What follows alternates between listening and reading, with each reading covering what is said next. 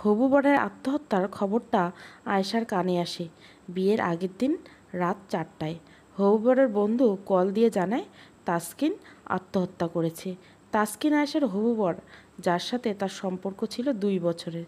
একই সঙ্গে দুজন চাকরি করত। অফিসের কলিগ হওয়ার সুবাদে তাদের পরিচয়টা হয়। সে থেকে সম্পর্ক, আর সে সম্পর্কের সূত্র ধরে প্রণয় হতে যাচ্ছিল কাল। আয়েশা ভেবেছিল এটা হয়তো সাবিত মজা করেছে, তাই বেশ খামখেয়ালো হাসি দিয়ে বলল, এমন মজা করা ঠিক হলো না। কিন্তু তার সে হাসিটা মলিন করে সাবিত বলে উঠল, ভাবি, আমি মজা করছি না। আয়েশার মুখটা মলিন হয়ে গেল। কিছুতেই বুঝতে পারছে না তাসকিন কেন আত্মহত্যা করবে। এই তো কিছুক্ষণ আগে কথা হলো, দুজনে একসাথে কত স্বপ্ন বুনল। আয়েশার বিশ্বাস করতে কষ্ট হচ্ছে। তাই নিশ্চিত হওয়ার জন্য তাসকিনের ছোট বোন সোনিয়াকে কল দিল। সোনিয়া পরপর 4বার কল দেওয়ার পর তুলল না সে। আয়েশার ছটপটানি বাড়তে লাগলো। তাসকিনও কল দিয়ে পাচ্ছিল না। সব মিলিয়ে সে খুব হতাশা হয়ে বসে আছে। মনের মধ্যে নিশ্চয়তা অনিশ্চয়তা দুটোই কাজ করছে।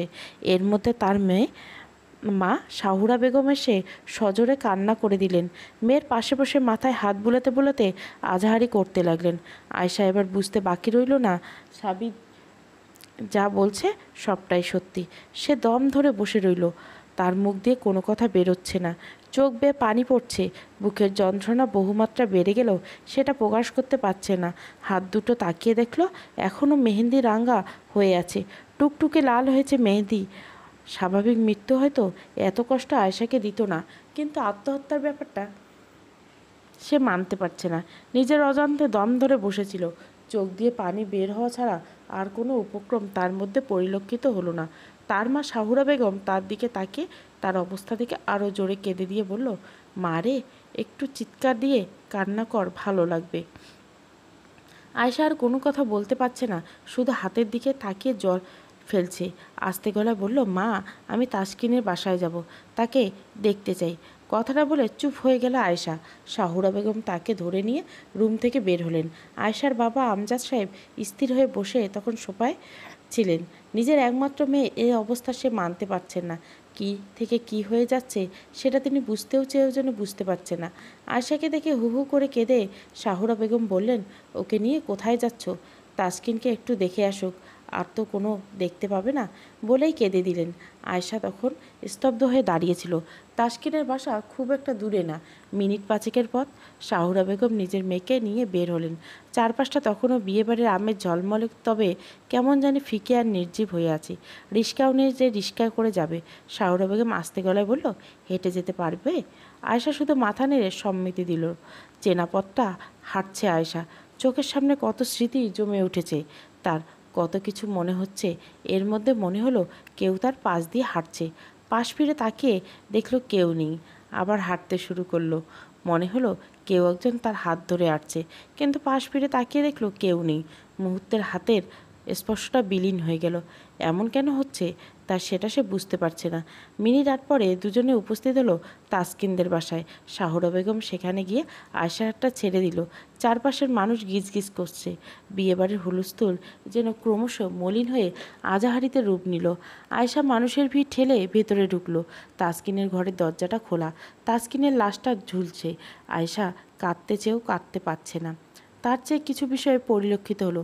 ঝুলন্ত লাশটাকে সে দেখতে লাগলো। লাশটার কাছে যেতে চাইলে অনেক বাধা দিল। পুলিশ আসার আগে লাশ ধরা যাবে না তাই। তবুও সে লাশটার একটু কাছে গেল। তাসকিনের পায়ের নখগুলো খেয়াল করলো। প্রতিটি নখে ক্রস চিহ্ন করে লাল দাগ কাটা। পায়ের গোড়ালিতে কিছু লেখা। সেটা আরবি হরফ হতে পারে, তবে স্পষ্ট বোঝা যাচ্ছে না। পায়ের উপরের অংশ কালো বৃত্ত করা। হাতের দিকে তাকিয়ে দেখল প্রতিটি নখে তীরচিহ্ন আঁকা। হাতের তালুতে কিছু লেখা, তবে স্পষ্ট নয়। হাতের উল্টো পিঠে দুটো বাচ্চার ছবি অঙ্কন করা, তবে মুখ স্পষ্ট না। এবার আয়েশা তাসকিনের মুখের দিকে তাকালো। সাধারণত ঝুলন্ত লাশের মুখ নিচের দিকে ঝুলে থাকে, তবে তাসকিনের মুখটা দক্ষিণ দিক বরাবর, চোখগুলো উল্টানো। মনে হচ্ছে কিছু দেখেছিল সে।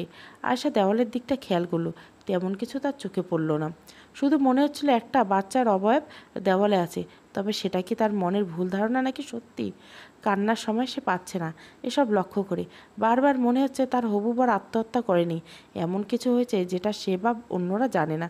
সে চুপচাপ দাঁড়িয়েছে। এর মধ্যে পুলিশ এসে পড়ল। আয়েশাকে বাইরে যেতে বলল। সে কোনো কথা না বলে বাইরে গিয়ে পাথরের মতো বসে রইল। তার চোখ দিয়ে কোনো জল পড়ছে না, নেই কোনো আঝারি। শুধু এটাই মনে আসতেছে, হাতে পায়ে এসব কি? তার মাথায় এসব ঘুরপাক খাচ্ছে। লাশটাকে নামানো হলো। লাশটা নামাতে আয়শা দৌড়ে গেল। সেখানে গিয়ে শার্টের বোতাম ফাঁক দিয়ে কি যেন কালো দেখা যাচ্ছে বুকে লক্ষ্য করলো। সে শত বাধা উপেক্ষা করে ঝাপটে পড়ল তাসকিনের উপর। শার্টটা একটু উপরে তুললেই বুকটা দেখে নিজেই চমকে গেল। তাসকিনের বুকের বাঁ পাশে একটা ঈগলের ট্যাটু করা। এটা কবে করালো? সে শুধু ভাবছে। রাতে তো ভিডিও কলে কথা বলল, তখন তো এমন ছিল না। তার মাথা ঘুরপাক খাটল। এতক্ষণে জমানো কান্না সব একসাথে এসে থুবড়ে পড়ল। জোরে চিৎকার দিয়ে তাসকিনের মাথাটা বুকে নিতে ভয় পেয়ে গেল। মাথার পেছনের দিকটা কোনো গর্তের মতো কিছু যেন তার হাত আটকে গেল। সে তাড়াহুড়ো করে পেছন দিকে দেখলো, লক্ষ্য করলো পেছন দিকটায় একটা গর্ত, অথচ তাতে কোনো রক্ত নেই। একটা মানুষের মাথার গর্ত করলো, তাতে রক্ত থাকবে না? এটা কেমন? আর তাসকিন আত্মহত্যা করলে অবশ্যই মাথার পেছন দিকটায় এমন হতো না। এমন সময় আয়শা সামনের দিকে তাকালো। একটা বাচ্চা যেন হামাগুড়ি দিয়ে যেতে লাগলো। সে জোরে চিৎকার করে উঠল, জোরে জোরে বলতে লাগলে এটা স্বাভাবিক মৃত্যু না। তার কথা কেউ পাত্তাই দিল না। তাকে ধরে তাসকিনের থেকে আলাদা করে বসানো হলো। ভোর 6টা বাজে লাশ নিয়ে থানায় গেল পুলিশ। এদিকে আয়শা শুধু ভাবতে লাগলো, এটা কখনোই স্বাভাবিক মৃত্যু হতে পারে না। চুপচাপ বসে রইল কতক্ষণ। পুরো বাড়ি এখন নীরব। শাহরা বেগম আয়েশার কাছে গিয়ে বলল, বাড়ি চলো। এমন সময় সোনিয়া এসে তার পাশে বসে কাঁদতে কাঁদতে বলল, ভাবি, তোমার মতো আমারও এমন সন্দেহ লাগছে। ভাইয়া কখনো আত্মহত্যা করতে পারে না। জানো, গতকাল একটা ঘটনা আমার সাথে ঘটেছে। আমি জানি সেটা কেউ বিশ্বাস করবে না। আয়শা নিজেকে শক্ত করলো। তার মাকে দূরে বসতে বলল। সোনিয়ার দিকে তাকিয়ে বলল, আমাকে বলো কি হয়েছিল। সোনিয়া বলা শুরু করলো। সোনিয়ার কথা শুনছিল ততই আয়শার বুক কেঁপে উঠছিল। সোনিয়ার কথা যত শুনছিল ততই আয়শার বুক কেঁপে উঠছিল। তাসকিনদের বাসায় 3টে রুম, 2টো বাথরুম। একটা রুমের সাথে অ্যাটাচ বাথরুম থাকলে অন্য রুমগুলোর সাথে কোনো অ্যাটাচ বাথরুম নেই। অন্য রুমগুলোর জন্য একটা কমন বাথরুম দেওয়া। কমন বাথরুমটার অবস্থান তাসকিনের রুমের সাথে। অ্যাটাচ বাথরুম যে রুমে, সেখানে সোনিয়া বাবা মা থাকে। আর কমন বাথরুমটা মূলত 2 রুমের জন্য। সুতরাং সোনিয়ার রুম থেকে বাথরুমে যেতে হলে তাসকিনের রুম পার হয়ে যেতে হয়। রাত তখন 2:30। সোনিয়া বাথরুমে যাওয়ার জন্য উঠল। তাসকিনের রুমের দরজাটা তখন খোলা ছিল। তাসকিনের রুম পার হতেই তার মনে হলো কোনো অশরীর আওয়াজ আসছে রুম থেকে। তাই সে কিছুটা ভয়ে ভয়ে গলা ছাড়িয়ে বলতে লাগলো, ভাইয়া ভাইয়া। কিন্তু কোনো উত্তর আসলো না। অনুমতি ছাড়া রুমে প্রবেশ করা উচিত না, তাই রুমে আর প্রবেশ করলো না। ব্যাপারটা তেমন পাত্তাও দিল না। বিয়েবাড়ি, সুতরাং হয়তো কেউ মজা করে এমন আওয়াজ করছে। ছেলেরা সব ছাদে আছে, রাতে তারা সেখানেই থাকবে। মেয়েরা সব সোনিয়া রুমে। তবে সারাদিন এত কাজ করছে, এখন ক্লান্ত হয়ে নাক ডেকে ঘুমোচ্ছে সব। বাইরে এতক্ষণ গান বাজলেও সেটা বন্ধ হয়ে গেছে। বাড়িটা বেশ ছমছমে পরিবেশ বিরাজ করছে। সে নিজেকে সামলে বাথরুমে প্রবেশ করলো। সেখানে ঢোকার পর তার বারবার মনে হচ্ছিল কেউ একজন তার কানে এসে কান্নার আওয়াজ তুলছে। সে ভয় পেতে লাগলো। বুকের ভেতরটা তার কেঁপে যেতে লাগলো। ভয়ে এদিক ওদিক তাকিয়ে কাউকে দেখতে পাচ্ছিল না সে। তাড়াহুড়ো করে বাথরুম সেরে বাইরে বের হলো। বাইরে বের হয়ে তার মনে হলো তাসকিনের রুম থেকে অদ্ভুত আওয়াজ আসছে। ছনিয়ে কিছুটা ভীত হয়ে রুমে উকি দিল। লক্ষ্য করলো তাসকিন মেঝেতে উবুর হয়ে শুয়ে আছে। সানি আর বোধগম্য হচ্ছিল না তাসকিন কেন এমন করছে। নিশ্চয় অনিশ্চয়তা নিয়ে রুমের ভেতরে এগুলে নিলে ধাক্কা একটা বাতাসে দরজাটা আচমকা লেগে যায়। ফলস্বরূপ নাকে দরজা লেগে খুব ব্যথা পেল সোনিয়া। নাকটা চেপে ধরে ড্রয়িং রুম পার হয়ে নিজের রুমে এগোতে নিলে অদ্ভুত আরেকটা আওয়াজ আসলো। তার ভয়ে গা ছমছম করতে লাগলো। বেশ সাহস করে দরজায় নখ দিলে বলল, ভাইয়া, কিছু কি হয়েছে? কিসের শব্দ? ভেতর থেকে কোনো আওয়াজ আসছে না। বিরক্ত নিয়ে পেছনে তাকাতে সানিয়া ভয়ে পা কাঁপতে লাগলো, কারণ তাসকিন তার পেছনে। তাহলে এতক্ষণ ঘরে কে ছিল? কেউ বা উপুর হয়ে শুয়েছিল? ভয়ে ঢোক গিলতে লাগলো। তাসকিন সোনিয়ার ভয়ার্ত চেহারা দেখে হালকা হেসে বলল, দরজার সামনে দাঁড়িয়ে কি করছিস? ছানিয়ে কিছুটা আমতামতা করে বলল, না মানে এমনিতে। তুমি কোথায় ছিলে এতক্ষণ? কেন, ছাদে? কিছু কি হয়েছে? না, তেমন কিছু না। আচ্ছা, আমি গেলাম। সোনিয়া ভয়ে ভয়ে রুমের দিকে এগোতে লাগলো। এমন সময় দরজা খোলার আওয়াজ পেল। সে পেছনে তাকালো। লক্ষ্য করলো তাসকিন দরজা খুলে বের হয়েছে। সানিয়ার দিকে তাকিয়ে বলল, কিরে, ডাকছিলি কেন? গরমে ঘুমিয়ে পড়ছিলাম মেঝেতে। সানিয়া অবাক হলো। তাসকিন সামনে গিয়ে বলল, তুমি রুমে ছিলে? তাসকিন কপাল কুঁচকে বলল, তাহলে কোথায় থাকবো? সোনিয়া তাসকিনকে ভালো করে লক্ষ্য করলো। হাতের দিকে তাকাতেই লক্ষ্য করলো নখের অগ্রভাগ দিয়ে রক্ত গড়িয়ে মেঝেতে পড়ছে। বেশ ভয়ে ভয়ে বলল, ভাইয়া তোমার নাকে কি হয়েছে? তাসকিন নিজের নখের দিকে তাকে হালকা হেসে বলল, একটু কেটে গিয়েছিল, যা রুমে যা। সোনিয়া রুমের দিকে এগোলো। তাসকিন দরজাটা লাগিয়ে দিল। সোনিয়া আবার পেছনে এসে দরজার সামনে কৌতূহল নিয়ে দাঁড়ালো। ভেতর থেকে কতগুলো অদ্ভুত আওয়াজ আসছে, কখনো কুকুর বিড়ালের কান্না, কখনো বাচ্চার কান্না, কখনো ব্যাঙের শব্দ, কখনো বা বাস ট্রাকের হর্নের শব্দ। তার অবচেতন মনে শব্দ জাগছে। শব্দগুলো কিসের? প্রায় অনেকক্ষণ দাঁড়িয়ে আছে সে। এত শব্দ হচ্ছে, তবে আশেপাশে কেউ ঘুম থেকে কেন উঠছে না? সোনিয়ার ভয়ে গা হাত পা কাঁপতে শুরু করলো। প্রায় আধ ঘন্টা যাবৎ এমন শব্দ আসছে। আচমকা দরজাটা খুলে গেল। সে লক্ষ্য করলো তাসকিন শূন্যে ভাসছে, তার গলায় দড়ি দিয়ে পেঁচানো। তার গা হাত পা কাঁপতে শুরু করলো। চিৎকার করলে যেন গলার আওয়াজ বের হচ্ছিল না। তাসকিনের শরীর আপনা আপনি ফ্যানের সাথে ঝুলে গেল। একটা বাচ্চা শুধু হামাগুড়ি দিয়ে বের হয়ে দেখলো, তার বুক ভার হয়ে গেল। ভয়ে নিঃশ্বাস নিতে পারছিল না। এমন সময় তার চাচাতো বোন তোহা তাকে ধাক্কা দিয়ে বলল, কিরে সোনিয়া, কি হয়েছে? এমন করছিস কেন? খারাপ লাগছে নাকি? সোনিয়ার ঘুম থেকে আচমকা উঠল। তাহলে কি সে স্বপ্ন দেখেছিল? সে হতচকিত উঠে বসলো। তোহা সোনিয়ার হাত ধরে বলল, কী রে, কাঁপছিস কেন? খারাপ স্বপ্ন দেখছিস নাকি? সোনিয়া তোহার হাত ধরে ঢোক গিলে বলল, অনেক খারাপ স্বপ্ন দেখেছি, মনে হয়নি এটা স্বপ্ন। শরীর খারাপ লাগছে অনেক। তাসকিন ভাইয়ার রুমে চল একটু। এত রাতে যাওয়া কি ঠিক হবে? উনি তো ভুল বুঝতে পারেন, রাগও করতে পারেন, বিরক্ত হতে পারেন। প্লিজ, ভাইয়াকে না দেখা পর্যন্ত আমার শান্তি লাগবে না। তো অগত্যা সানিয়ার সাথে যেতে বাধ্য হলো। তাসকিনের রুমটা খোলাই ছিল। রুমটার পর্দাটা সরানো। রুমটার ভেতরে তাকিয়ে দেখলো তাসকিনের লাশটা দুলছে। তার মানে সোনিয়া এটা স্বপ্ন ছিল না, সত্যি ছিল।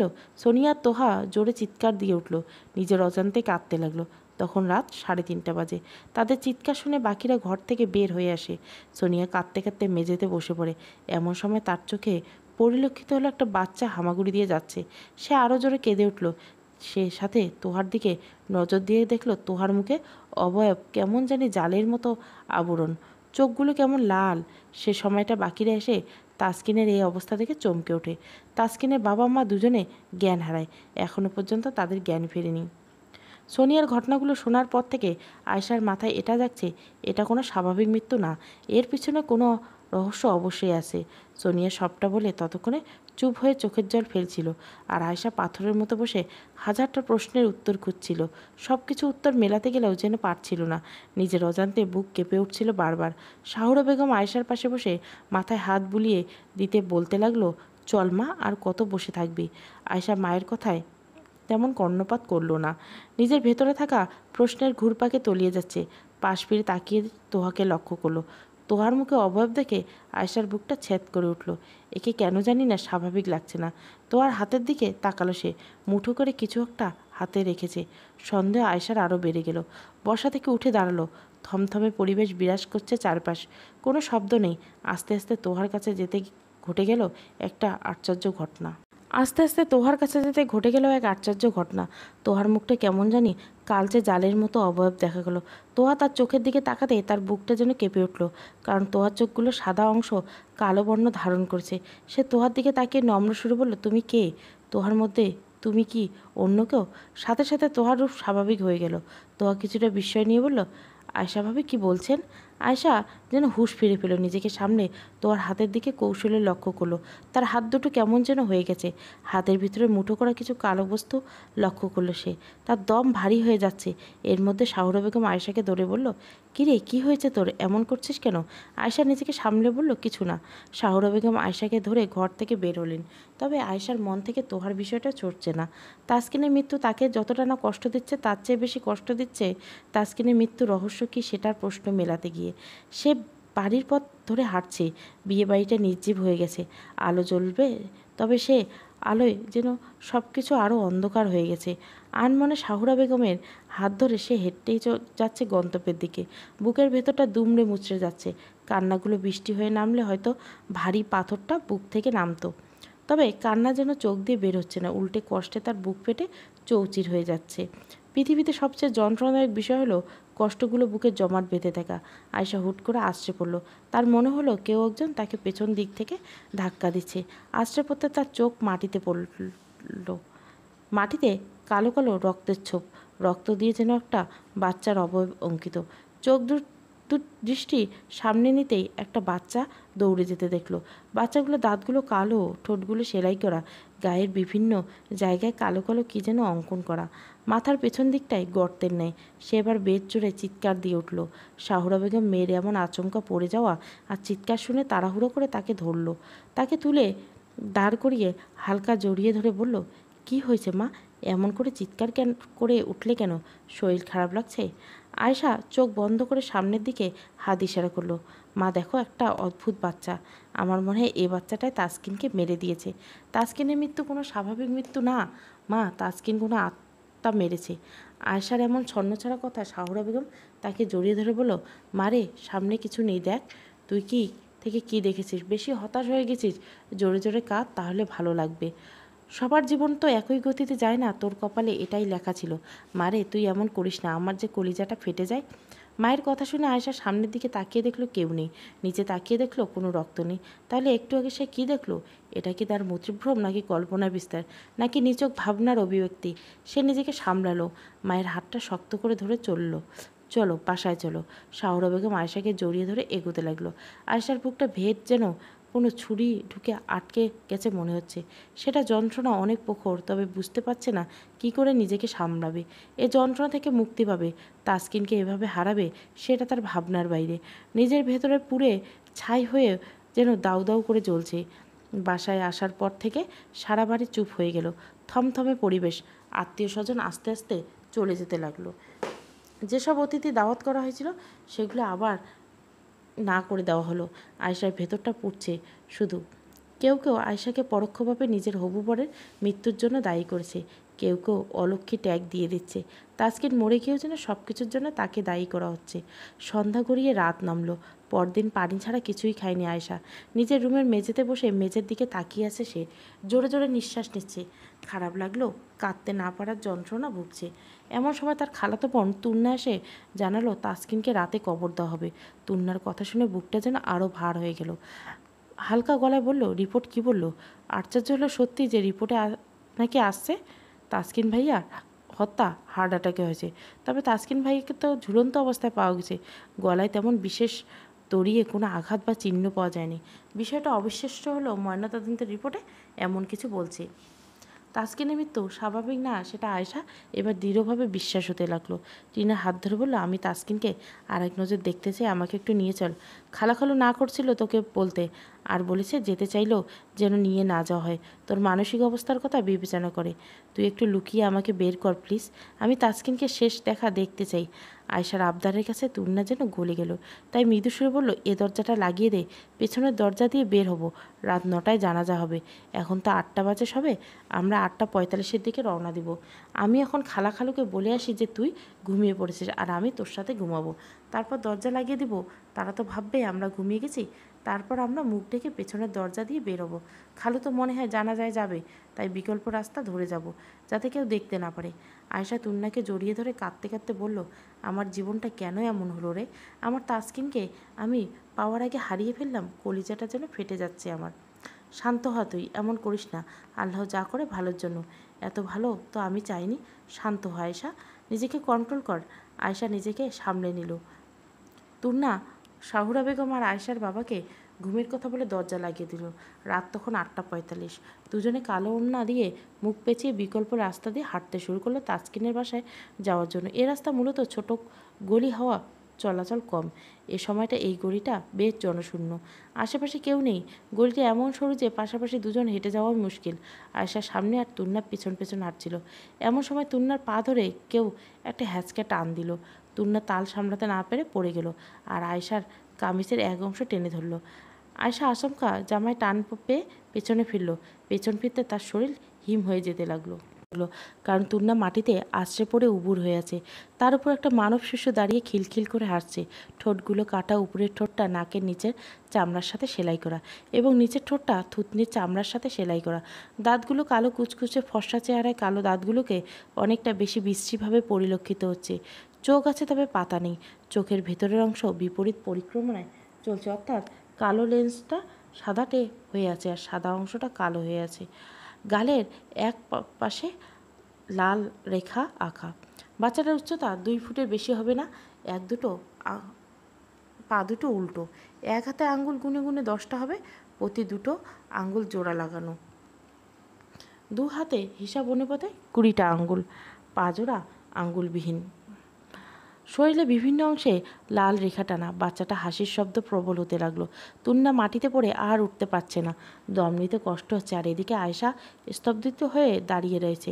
এটা কি তার কল্পনা নাকি সত্যি, সেটার বিস্তর বিবেচনায় ব্যস্ত সে। কী করবে বোধগম্য হচ্ছে না, নিজের অজান্তে চুপ হয়ে গেল। শরীরটা কাঁপছে, হাত পা ঠান্ডা হয়ে যাচ্ছে। চিৎকার দেওয়ার মতো গলা দিয়ে আওয়াজ তার বের হচ্ছে না। মাথায় তীব্র ব্যথা আঁচ করতে লাগলো। এমন সময় তুন্না বেশ সাহস করে নিজের হাতটা বাড়িয়ে আয়েশার পাটা টেনে বলল, আয়েশা, আমায় বাঁচাও, এ ভার যে সহ্য করা কঠিন, দম নিতে পারছি না। স্তব্ধিত হয়ে দাঁড়িয়ে থাকিস না, বড্ড অস্থির লাগছে, অশান্তি হচ্ছে অনেক। তুন্নার ডাকে আয়েশার হুঁশ ফিরল। নিজেকে দ্রুত স্বাভাবিক করলো। হাত পা যদিও কাঁপছে, তবু নিজেকে সামলে নিয়ে হাতটা বাড়িয়ে বাচ্চাটাকে ধাক্কা দিতে লাগলো। বাচ্চাটাকে স্পর্শ করার সাথে সাথে বাচ্চাটা আয়েশার হাত খামচে ধরে আয়েশার হাতে ঝুলে পড়ল। আয়েশা হাতটা থেকে বাচ্চাটাকে ছাড়ানোর জন্য বেশ শক্তি খাটাতে লাগলো। সে সময় তুন্না নিজেকে সামলে উঠে নিল। লক্ষ্য করলো আয়েশার হাতে কামড় দিয়ে বাচ্চাটা ঝুলে আছে। তুন্না সাহস করে বাচ্চাটাকে টেনে হিঁচড়ে আলাদা করে জোরে ছুঁড়ে মেরে আয়েশাকে বলল, সামনের দিকে চল, দৌড় দে। আয়েশার ভাবান্তর হওয়ার আগেই বেশ উদ্বেগ নিয়ে দৌড় লাগালো। তুন্না পেছন পেছন দৌড়ে যেতে লাগলো। বেশ খানিকক্ষণ দৌড়ে গলির মাথায় আসলো। এখন রাস্তাটা বেশ পরিষ্কার, লোক সমাগম আছে। দুজনে হাঁপাতে লাগলো। তুন্না আয়েশার হাতের দিকে লক্ষ্য করলো। রাস্তায় জ্বলে ওঠা আলোতে আয়েশার হাতটা বেশ স্পষ্ট হয়ে দেখা যাচ্ছে। রক্ত জমাট বেঁধে যাচ্ছে, রক্তক্ষরণ হচ্ছে। সে আয়েশার হাতটা চেপে ধরতে আয়েশা আ করে উঠল। এতক্ষণ তার ব্যথা অনুভব হয়নি, তবে এখন তিন্না কিঞ্চিত স্পর্শে তার ব্যথা বেশ ভালোই অনুভব হচ্ছে। চোখ দিয়ে তার পানি গড়িয়ে পড়ছে। আয়েশার ওড়নার এক অংশ দাঁত দিয়ে হালকা কেটে তারপর সেটা ফালি দিয়ে আয়েশার হাতটা বেঁধে দিয়ে বলল, তাসকিন ভাইয়ের মৃত্যু স্বাভাবিক না আয়েশা, কোনো গোলমাল অবশ্যই আছে। বাচ্চাটার সাথে মৃত্যুর রহস্য অবশ্যই আছে। আমরা এসব বলে কেউ বিশ্বাস করবে না। বিষয়টি রাতের আধারে হয়, আবার রাতের আধারেই তলিয়ে যায়। আশা হালকা হালকা দম নিল। হাতের ব্যথাটা প্রবল হলেও সে নিজেকে দমিয়ে নিল। বেশ স্বাভাবিক সুরে বলল, প্রথম থেকে আমার এই সন্দেহ হয়েছিল, তাসকিন আমাকে ভালোবেসে সে কেন আত্মহত্যা করবে। সোনিয়ার কথা, তারপর তোহার অদ্ভুত আচরণ আমাকে বেশ রহস্যে তলিয়ে নিয়ে গেছিল।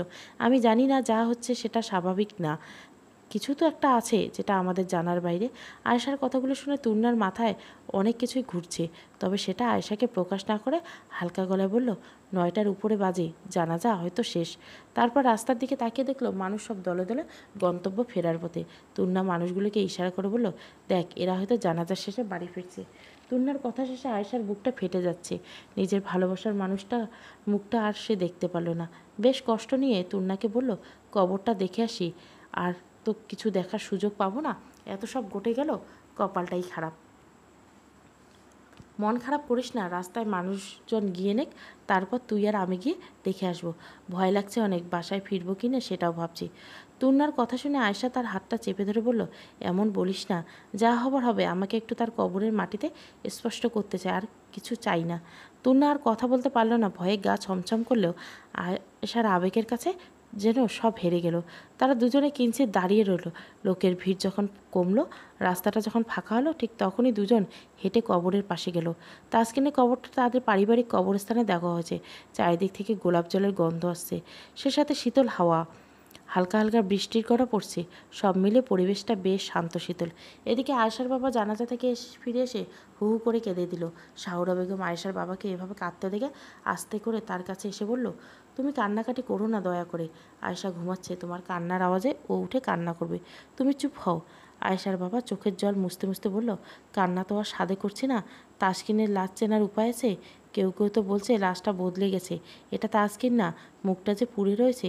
তবে যে হাসপাতালের ময়না তদন্ত করছে, তারা বলেছে লাশটা নেওয়ার কিছুক্ষণ পর নাকি এমন হয়েছে। জানি না কি হয়েছে, বুকটা ছটপট করছে। মেয়েটা আমার এই যন্ত্রণা কীভাবে সহ্য করছে জানি না।